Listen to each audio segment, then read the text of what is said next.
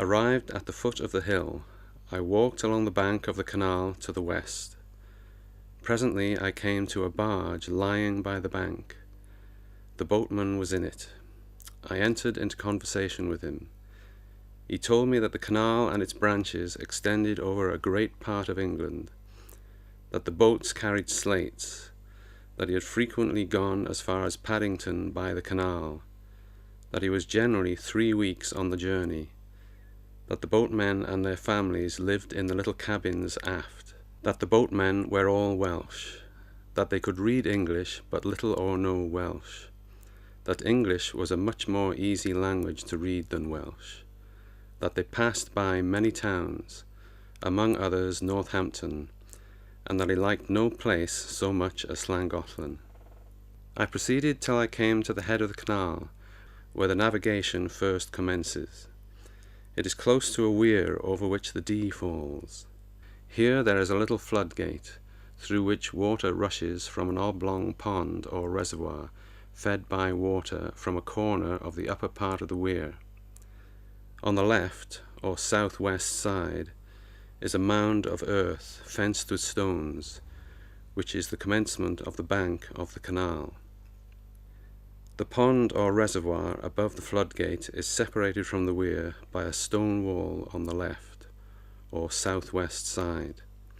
This pond has 2 floodgates, the one already mentioned, which opens into the canal, and another on the other side of the stone mound, opening to the lower part of the weir. Whenever, as a man told me who was standing near, it is necessary to lay the bed of the canal dry in the immediate neighbourhood, for the purpose of making repairs, the floodgate to the canal is closed, and the one to the lower part of the weir is opened, and then the water from the pond flows into the Dee, whilst a sluice near the first lock lets out the water of the canal into the river. The head of the canal is situated in a very beautiful spot. To the left or south is a lofty hill covered with wood. To the right is a beautiful slope or lawn, on the top of which is a pretty villa, to which you can get by a little wooden bridge over the floodgate of the canal, and indeed forming part of it. Few things are so beautiful in their origin as this canal, with its locks and its aqueducts.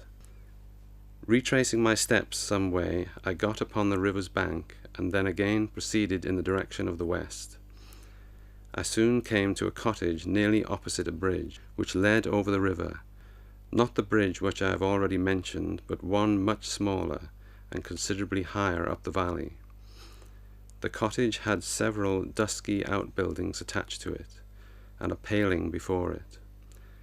Leaning over the paling in his shirt-sleeves was a dark-faced, short, thick-set man who saluted me in English.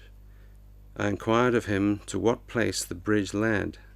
He told me that if I passed over it and ascended a high bank beyond, I should find myself on the road from Llangollen to Corwin, and that if I wanted to go to Llangollen I must turn to the left. I thanked him, and passing over the bridge and ascending the bank, found myself upon a broad road. I turned to the left, and walking briskly in about half an hour reached our cottage in the northern suburb, where I found my family and dinner awaiting me.